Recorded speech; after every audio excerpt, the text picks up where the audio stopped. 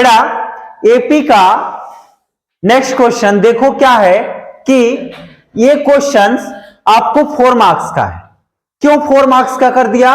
क्योंकि इसमें के दे दिया, ठीक, काका को दे दिया है तो इसको 4 नंबर में कर दिया कि काका को फाइंड करो कि काका क्या आएंगे क्या नहीं, ठीक, काका की वैल्यूज क्या आएगी क्या नहीं आएगा, इसीलिए काका की रिस्पेक्ट के साथ 4 नंबर, 2 नंबर नहीं 3 नंबर नहीं, कितने 4 मार्क्स कर दिया, ठीक। तो क्या करेंगे बेटा, क्वेश्चंस को पहले ध्यान से पढ़ो कि फाइंड के सो दैट, पहला बोला है कि k square plus 4k plus 8 comma 2k square plus 3k plus 6 and 3k square plus 4k plus 4 are 3 consecutive terms, मतलब ये क्या है, लगातार आने वाले, कंटिन्यू आने वाले टर्म्स हैं ऑफ एपी।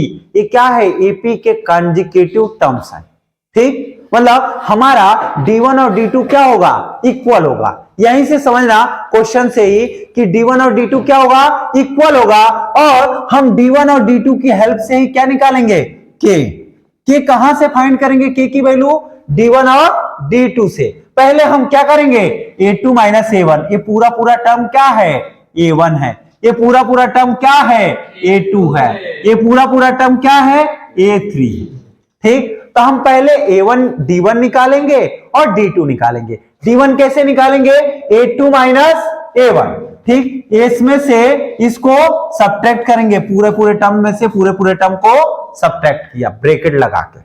क्यों ब्रैकेट लगाया, क्योंकि सब्ट्रैक्ट कर रहे हैं ना, माइनस करते हैं तो साइन अंदर की क्या हो जाती है, चेंज हो जाती है। लिख लिया हूं, देख लेना, इतना में से इसको सब्ट्रैक्ट कर रहे हैं, ठीक। अब साइन हमारा ब्रैकेट लगाएंगे क्योंकि इसमें कितने टर्म्स हैं, 3 टर्म्स हैं, ठीक। सिंगल टर्म होता तो ब्रैकेट नहीं लगाते, लेकिन 2 टर्म आए 3 टर्म आए तो हम ब्रैकेट लगाएंगे अगर बीच में सब्ट्रैक्शंस का साइन है तो, ठीक। अब क्या करेंगे, माइनस का के स्क्वायर प्लस माइनस माइनस का 4k प्लस माइनस माइनस का 8।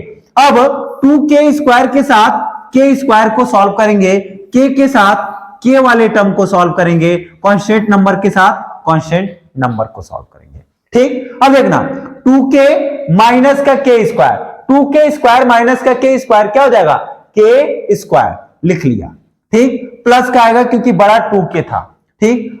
3k और 4k को सॉल्व करेंगे तो प्लस माइनस माइनस होगा, साइन बड़े वाले के आगे क्या है, माइनस, तो 4 में से 3 जाएगा तो 1, 1k मतलब k लिखते हैं केवल माइनस का, क्योंकि 4 क्या था, 4 के आगे माइनस।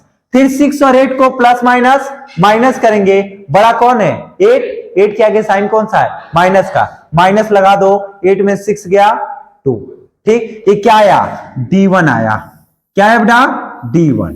ऐसे ही मैंने आपको क्या बोला, ये एपी है और कंजुगेटिव है, मतलब कि हम D2 भी निकालेंगे और D1 और D2 क्या होंगे, इक्वल होंगे, क्योंकि एपी क्या होता है, इनके कॉमन डिफरेंस क्या होते हैं, सेम होते हैं, ठीक। अगर एपी के फॉर्म में है तो उनका कॉमन डिफरेंस क्या होगा, सेम होगा। तो हम क्या निकालेंगे, इसके बाद D1 के बाद हम क्या निकालेंगे बेटा, D2।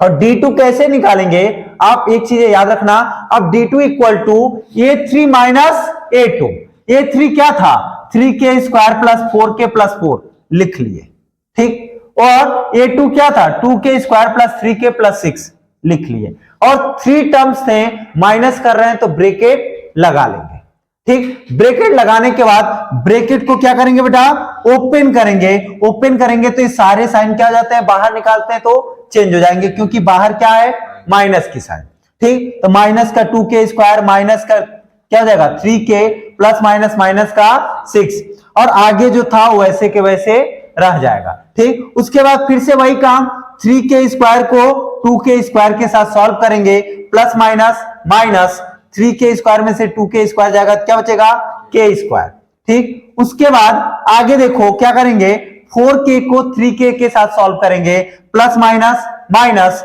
4k में से 3k जाएगा तो क्या आएगा, k आएगा प्लस का, क्योंकि बड़ा 4k था, इसके साथ आगे साइन प्लस का था, plus minus minus, constant number को कांस्टेंट नंबर के साथ सॉल्व करेंगे, और माइनस क्या हो जाएगा, माइनस का 2, क्योंकि 6 के आगे क्या है, माइनस का साइन है, बड़ा जो नंबर है वो क्या है, उसके आगे साइन कौन सा है, माइनस का, ठीक, क्या आया माइनस का 2, और ये जो वैल्यू आया है कैसी वैल्यू है, D2 है।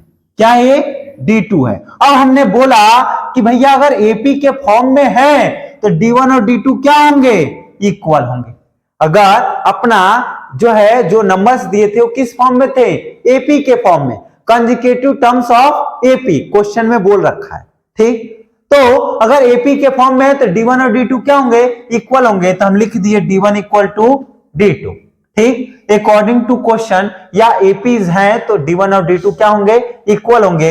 हमने D1 क्या था, k स्क्वायर माइनस के माइनस का 2 एक साइड लिख दिया, और दूसरे साइड D2 लिखा, D2 equal to k square plus k minus का 2 कर दिया। उसके बाद क्या किया बेटा, k स्क्वायर को इधर लाया, इधर प्लस में था, इधर आके माइनस का, k स्क्वायर माइनस के स्क्वायर, माइनस का k, ये प्लस में था, इधर क्या हो जाएगा माइनस का k, और इस 2 को माइनस में था उधर भेज दिया, किसमें हो गया, प्लस का। ऑलरेडी माइनस का 2 था और ये माइनस का 2 उधर जाके प्लस का 2 हो गया, प्लस माइनस 0 हो जाएगा क्योंकि 2 में से 2 गया तो 0, और यहां माइनस माइनस ऐड करेंगे, माइनस 2k इक्वल टू 0।